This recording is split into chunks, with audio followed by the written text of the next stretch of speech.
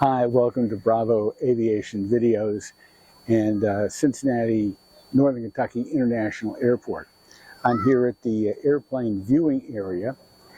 The north-south runway is closed today, but the east-west runway will be doing departures. That's runway 27.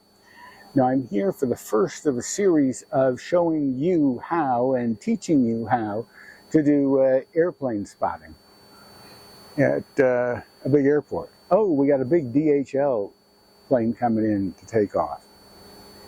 Now today we're using a Lumix FZ300, which is a wonderful camera. We're going to go from this all the way up to things that cost 10 times this. Today we're hand holding, we're doing straight off, take off, the simplest shots. So we've got base equipment, simple shots. Our first, how do you plane spot? Let's watch.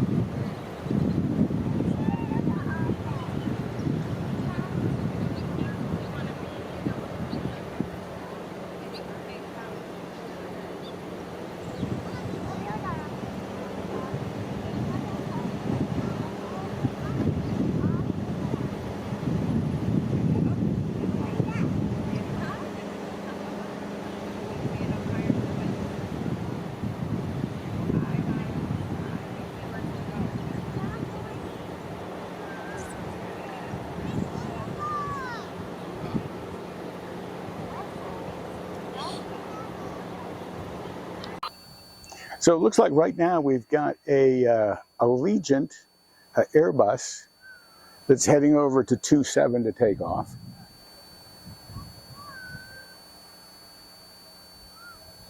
And 27 is right behind me over here. Now the reason why we're in this location, rather than any other location at the airport, is because I've got a little place where the fence is low and I'm above it. A lot of airplane spotting is trying to get over around fencing. Here, if I were taking approach shots to 1/8 left, I would be up there above the hill to try and get it. But to get 27, which is the only thing I can get today because of the closed runway, I'm here in order to grab this low spot in the fence so I can get a clear shot. So some of the nice features of the FZ300, the stabilization is 5-way. It can work incredibly well. The autofocus is good. It's not as good as some. Occasionally you have a situation where you have like a gray airplane in a gray sky and the camera has a tough time trying to figure out what to focus on. It has a 25 to 600 35 millimeter equivalent, like a lens. It's an f2.8, so it's really fast and a whole lot of range. So it can take most situations that you're going to do for plane spotting, and the quality is awfully good. I have actually use this in places like Puerto Rico, where I didn't want to carry a huge camera bag, but still wanted to shoot. Let's grab this Alegiant.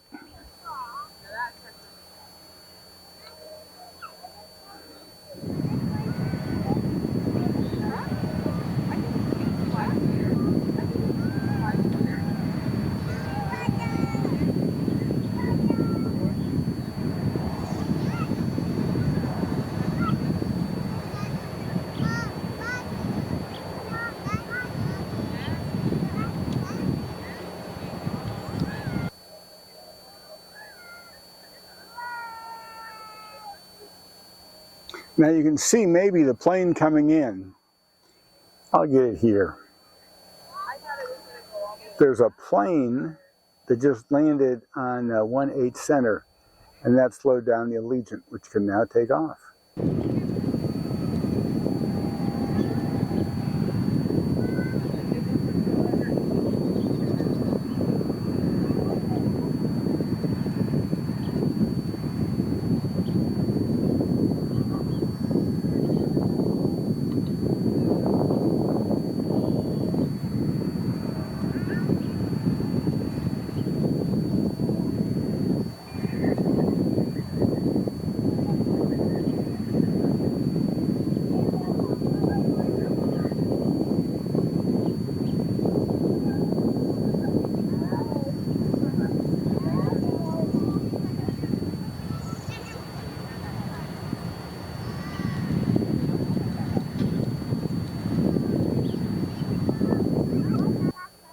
So I'll head over here so you can see the plane landing on 18 Center. I do have a set of equipment that could capture that, but it's not the Lumix FZ300. Now it looks like maybe it's going to loop around to go on. So at busy airports, the tower will regularly advise pilots to line up and wait, where you get on the active runway, but you're not cleared to start rolling. It could be because there's traffic like we just saw that's on a crossing runway, even though they expect it to get off before it crosses. And there's a Prime, that's Amazon Prime big jet, that just came in on 18 Center, and it's heading over to the I'll move over here so you can see it. The blue and white building over there, that's Amazon Prime. And I'll take some of this too so you'll know where it is.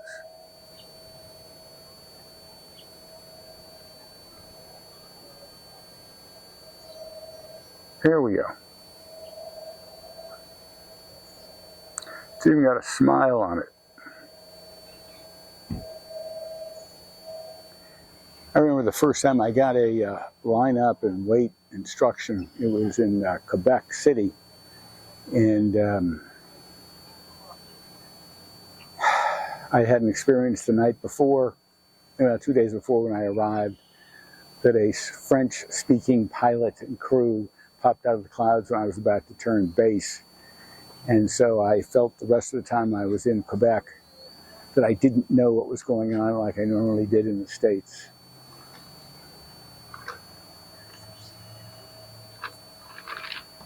And there's another plane coming in on 18 Center.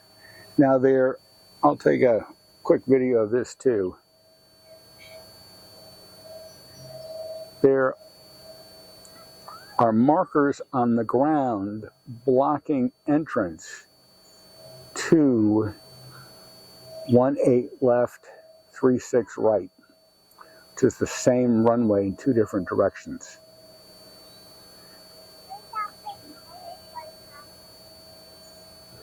So this close runway is closed, and there's a ADAM out for it. It's actually closed for several, maybe 10 days, I think. 9 days, 10 days, something like that. So they're doing some work on it. They have, and there's a Southwest that just came in on. So they're lining up everybody and bringing them in on 18 Center. Now there's also a 18 right, which is way out there, because we're probably a mile at least away from 18 Center, and 18 right then is probably at least 2 miles away. It is along the way of at the end of 27. And since 27 is a 12,000 foot runway, it's more than 2 miles, so that's a pretty good measure. I've got a rule that you can never go to an event and shoot an event at the same time.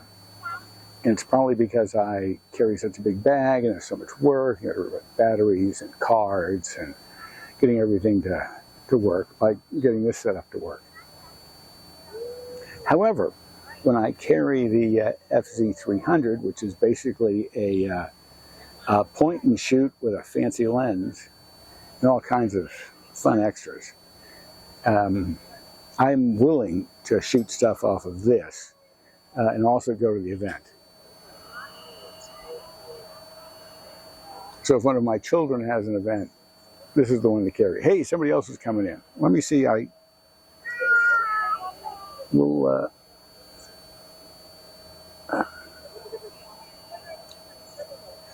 we go.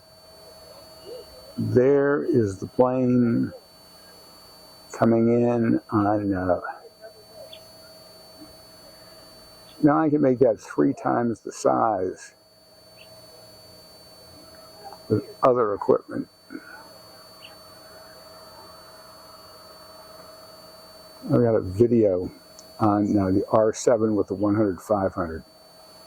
You can see that. Here we go. Now the biggest plane at the passenger terminal is a Delta plane. I think it's the one that goes to Paris. Let's go to FlightAware. Go into FlightAware and see what's projected to take off. So scheduled to depart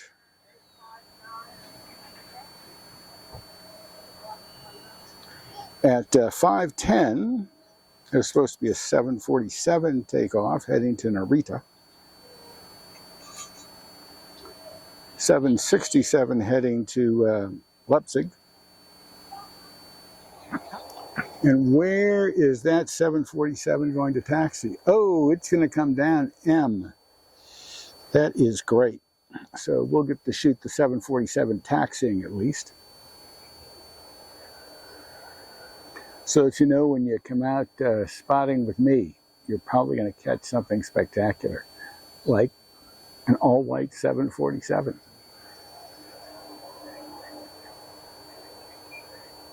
I want to get the tail number. I've got a video up of a 747 all-white Atlas Air that did a go-round and then told Tower that he had a wind adjustment. The wind was not the direction he was told, and then the next plane, which was a 787 coming in from Tokyo, said they didn't have the problem. So who knows? It's a nice short little video, under 2 minutes. And there goes the CRJ. Oh, I wanted to look here and see.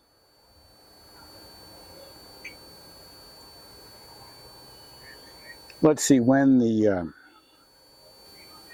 okay, it's 6:25. That 767-400 is supposed to take off and head to Charles de Gaulle Airport. So we'll stick around to catch the 767 takeoff. And right now I'm going to go catch some taxiing 747 for you. Let's see how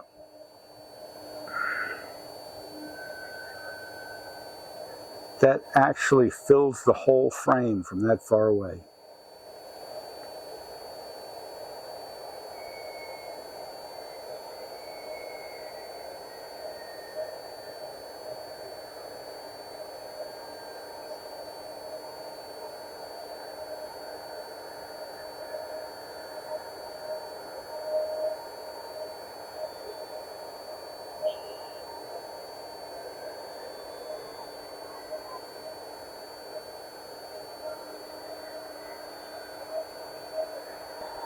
Looks like we have an American 737 that's taxiing out. We're going to catch the 747 again when it makes its turn.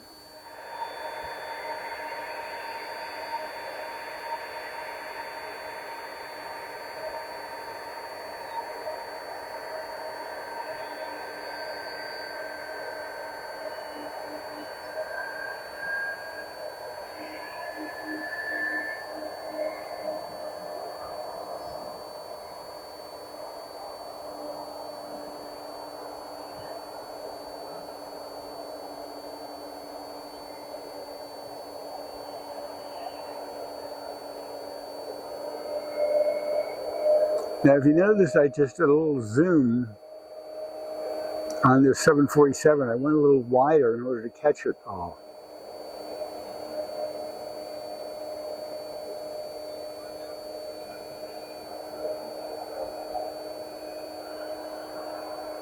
I'm going to zoom it out a little more so we get an artistic shot of the tower with the 747. That's always fun. Okay, now back to the plane. Zoom back in. We're at 400 right now. About 500. And once again, the FZ300 will go up to 600 in its fingertip zoom, which when you get the really big glass is not like this. Okay, we got a plane taking off. Let's get out of here.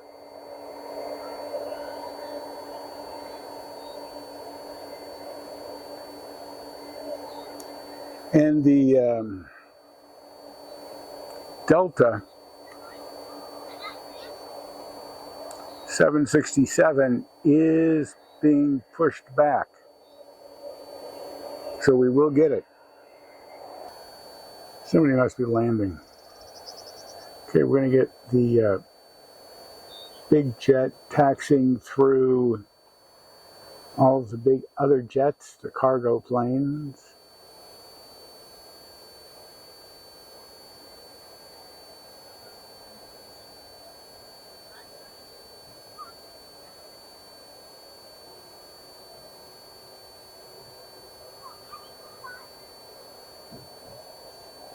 Okay.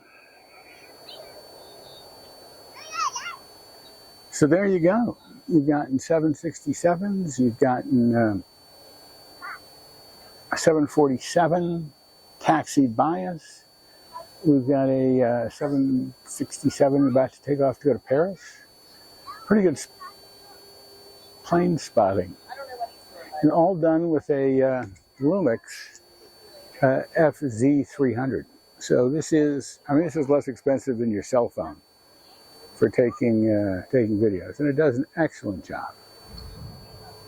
So my practice when I'm doing plane spotting is I generally don't leave the plane spotting camera on all the time. I capture it for movement. Also, when I'm hand-holding, it keeps me relaxed, which is good.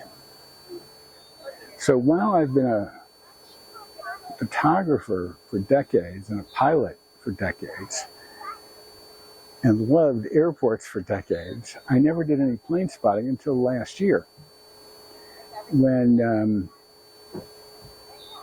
I borrowed a Canon EOS R5 from Canon Professional Services and wanted to test my 100-400 on it, which we call my lion lens, because that's what I bought it for.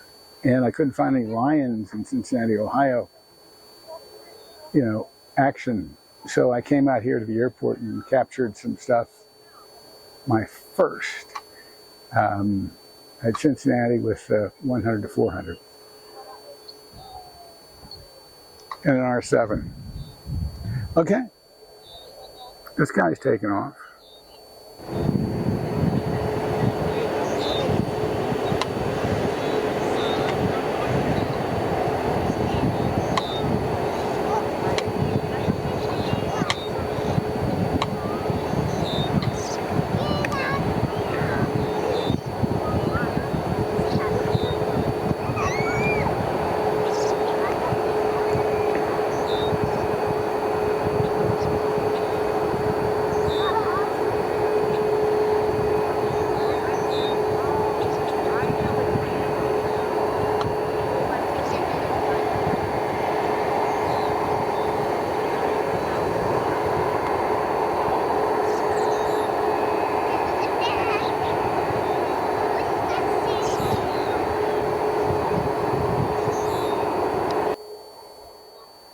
Oh, what fun.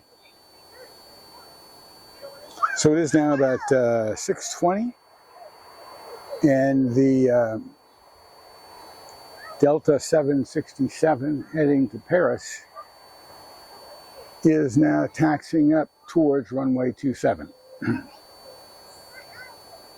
You picked a good day to go plane spotting.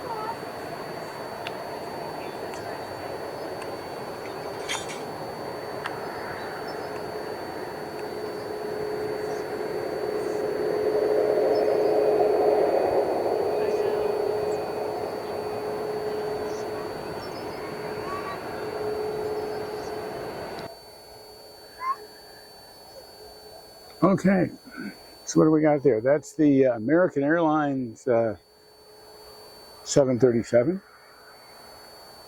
You can tell it's a 737 because it's a low squat and there's a flat spot on the engines. Starting to roll. Yeah, starting to roll.